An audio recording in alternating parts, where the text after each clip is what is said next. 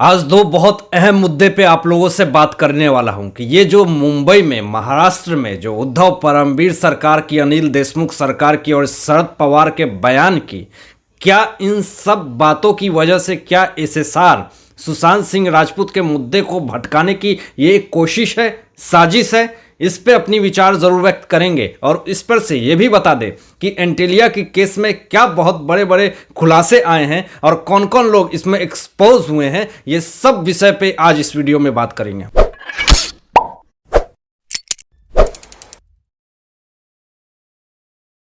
दोस्तों, आप लोगों को पता होगा कि एसएसआर के जस्टिस की जो आवाज़ थी वो अभी तक गूंज रही है और गूंजती रहेगी जब तक कि एसएसआर को इंसाफ नहीं मिल जाता। और हम भी अपनी आवाज़ को बुलंद करेंगे और आप लोगों तक उनसे जुड़ी हर एक खबर को बताएंगे, विचार और अपनी बातें रखते हैं खुल कर आपके सामने और अपनी हर एक बात आप लोगों से करते हैं। लेकिन आज जो दिल में बात मेरी जो आ रही है, और ये बातें सिर्फ मेरी नहीं, आप लोगों के ही विचार है। जिस तरह से अभी सियासी सिक्का पूरी गर्म है महाराष्ट्र सरकार में, जिस तरह से पूरी सत्ता पूरी हिली हुई है, वहां की सरकार हिली हुई है। अब इस बीच में जो एसएसआर का मुद्दा था वो कहीं ना कहीं खोता हुआ दिख रहा है। और ये क्यों मैं ऐसी बात कह रहा हूं, क्योंकि पूरे सोशल मीडिया पे और पूरे न्यूज चैनल पे सारे जगह पे सिर्फ और सिर्फ अभी परमवीर सिंह की चिट्ठी बम जो खुल करके सामने आई है और अनिल देशमुख किस तरह से एक्सपोज हुए हैं वसूली को लेकर के, जो 100 करोड़ की डिमांड किया करते थे। तो इन सब बातों से पूरे तरह से महाराष्ट्र सरकार एक्सपोज तो हो गई है,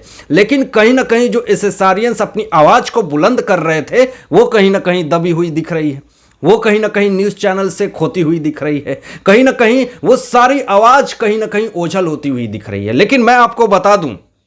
कि हमारे जैसे बहुत सारे लोग हैं जो अभी भी अपनी जितनी सारी चीज़ें होती हैं इस पे विचार रखते हैं। अभी जिस तरह से पूरा माहौल गर्म है, इसमें कहीं भी एसएसआर को लेकर के उसके आवाज़ को क्या भटकाने की कोशिश की जा रही है। अभी पूरी तरह से जिस तरह अनिल देशमुख का जो सियासी सिक्का है और परमवीर सिंह की जो बात हो रही है, कहीं ना कहीं अपने इस आवाज को भटकाने का एक बहुत ही बड़ा प्रोपोगेंडा चल रहा है। अब बता दें कि एसएसआर अपनी आवाज, जितने भी सारे लोग आए दिन सोशल मीडिया पे अपनी आवाज को रखते हैं, और आपको बता दें कि दिल्ली में भी प्रोटेस्ट होता है, लेकिन अभी जिस तरह का माहौल है, अभी इस सिचुएशन में लोग आगे सामने नहीं आ रहे हैं। अभी आपको बता दें कि सोर्सेज से एक बहुत बड़ी खबर ये आ रही है कि शरद पवार अपने विचार व्यक्त करता है, वो इंसान जो सोशल मीडिया पे बहुत सारे लोगों ने ये कहा कि ये भ्रष्ट इंसान, ये जो बातें कह रहा है कि ये गलत है ही नहीं, ये तो 17 से 27 फरवरी तक क्वारंटाइन में था अनिल देशमुख, और इसके ऊपर जो लांछन लगाए जा रहे हैं परमवीर सिंह को लेकर के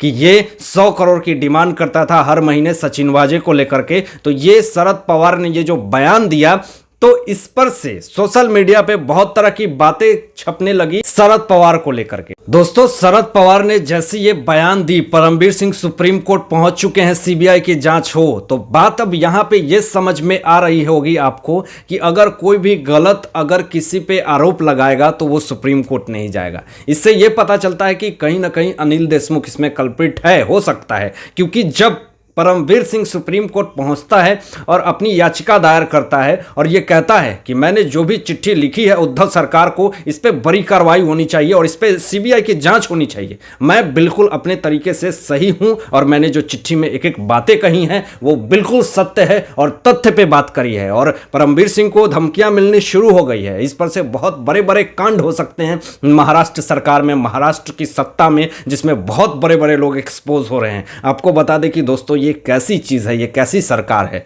लोग इतने बड़े बड़े, अभी आपको बता दें कि लॉकडाउन में 1700 जितने सारे बार, रेस्टोरेंट, कैफे थे, सारे बंद थे। अब सवाल यहां पे ये उठता है कि अनिल देशमुख अगर 100 करोड़ रुपए मांगता है सचिन वाजे से, तो लॉकडाउन और कोरोना के समय में सारे बार, रेस्टोरेंट ऑलमोस्ट सारे बंद थे, तो कहां से सचिन वाजे 100 करोड़ रुपए उसको हर महीने दिया करता था? क्या मनसुख हिरेन को इसी के साजिश करी जा रही थी? अभी एनआईए की टीम, जो अभी लेटेस्ट खबर, जो बड़ी खबर आ रही है, वो एनआईए की टीम जो है वो जहां पर पे इस चीज का बात विचार करी थी कि कैसे एंटीलिया के नीचे स्कॉर्पियो रखी जाए, जिसपे विचार विमर्श जो होटल में बैठ करके किया गया है। एनआईए की पुलिस की टीम वहां पे पहुंची है और ब्यौरा ले रही है कि किस तरह से सचिन वाजे और उसके बाद अनिल देशमुख बैठ करके पूरे सत्ता, पूरे कैसे वहां पे कार्य लगाने हैं, स्कॉर्पियो लगाने हैं, इस पे विचार करा था, तो इस पर बड़ी एक्शन आ रही। दोस्तों, जब एसएसआर के केस का जिस तरह से आवाज उठा था, उसके साथ इतनी कॉन्स्पिरेसी हुई थी, तो इतना जो हड़कंप मची हुई है, जो दलाल मीडिया, जो लुटकन गैंग और जिस तरह से इतने सारे मीडिया लोग थे,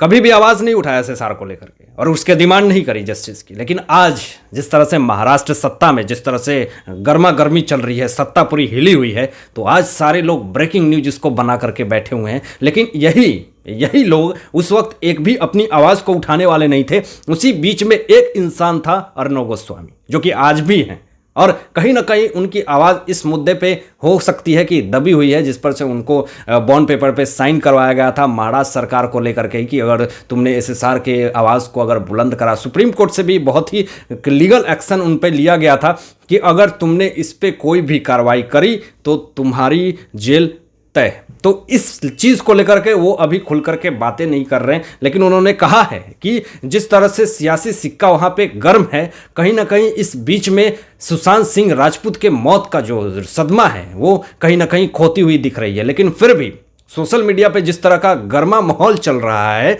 लोग ये भूलने को तैयार नहीं है कि जब तक एसएसआर के जस्टिस की आवाज़ और सीबीआई का जब तक ऑफिशियल स्टेटमेंट नहीं आ जाता है, तब तक हम अपनी आवाज़ को बुलंद रखेंगे और एसएसआर को जस्टिस दिलवाएंगे। कितना भी कोई भी बड़ा से बड़ा केस आ जाए, छोटे से छोटे केस आ जाए, उस पर अपनी विचार तो ज़रूर व्यक्त करेंगे, लेकिन एसएसआर की आवाज़ जिस तरह से बुलंद थी, है और रहेगी, और उसको इंसाफ भी मिलेगा और बहुत बड़ा खुलासा भी होगा। दोस्तों, अब आपको बड़ी खबर आपको ये बता दें कि सोर्सेस से ये भी पता चल रहा है कि मोदी जी ने, बीजेपी की सरकार ने अब ये ऐलान कर दिया है कि महाराष्ट्र में अब राष्ट्रपति शासन लागू होगा। जिस तरह से वहाँ माहौल है और जिस तरह का वहाँ पे अपने मन की चीज़ें करी जा रही है और जिस तरह से लुटियन गैंग और जिस तरह से लोग वसूली कर रहे हैं और पूरी महाराष्ट्र सत्ता गर्मा गर्मी हो चुकी है, अब लोग एक दूसरे को एक्सपोज कर रहे हैं, तो बीजेपी की तरफ से ये स्टेटमेंट अब आ चुका है कि वहां पे अब बहुत जल्द राष्ट्रपति शासन लागू करना होगा, नहीं तो वहां की स्थिति एक तरम तरी हो जाएगी, बहुत ही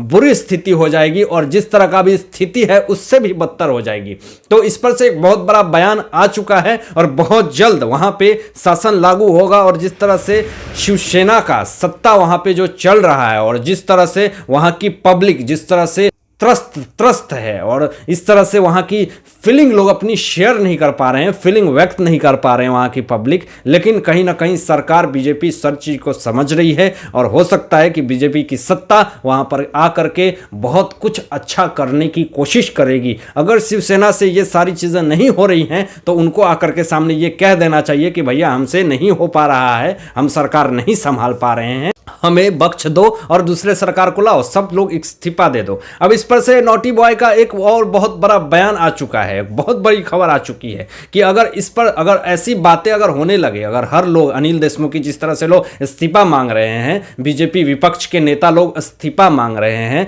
अगर ऐसी चीजें होने लगे, लोग एक दूसरे से हमेशा अगर इस्तीफा मांगने लगे तो फिर सरकार कैसे चलेगी। नोटी बॉय ऐसे कुछ नहीं बोलते, लेकिन अगर ऐसी बातें होते हैं तो सरकार को बचाने के लिए अपनी बातें जरूर व्यक्त करते हैं। तो अपनी बात को व्यक्त करने का उनका तरीका कुछ अलग ही होता है। सारे लोग इस आवाज को दबा चुके थे, लेकिन अर्णव गोस्वामी ने एसएसआर की जस्टिस की डिमांड करी थी। और सोर्सेज से आपको यह भी बता दूं कि जिस तरह से उनकी आवाज को धीमी करी गई है, सोर्सेज से आपको बता दें कि उन्होंने ये भी कहा कि जो ये सत्ता है बुरी तरह से जो गर्मा गर्मी चल रही है, हो सकता है कि इसको भटकाने का एक साजिश है, लेकिन आप लोग मत भटकना। ऐसा अर्णव गोस्वामी जी का कहना है कि आप लोग अपनी आवाज को बुलंद रखें और अपने जस्टिस की डिमांड की आवाज को बुलंद करें, और आज नहीं तो कल सीबीआई का एक स्टेटमेंट आएगा और एसएसआर को जरूर इंसाफ मिलेगा। लेकिन आप लोग जिस तरह से अपनी एनर्जी को बनाए रखें, आप लोग भी अपनी इस तरह की सहमति जरूर व्यक्त करें कमेंट बॉक्स में कि आपका क्या सोचना है इस विषय में, अपनी विचार जरूर व्यक्त कीजिएगा। तो आज के लिए बस इतना ही,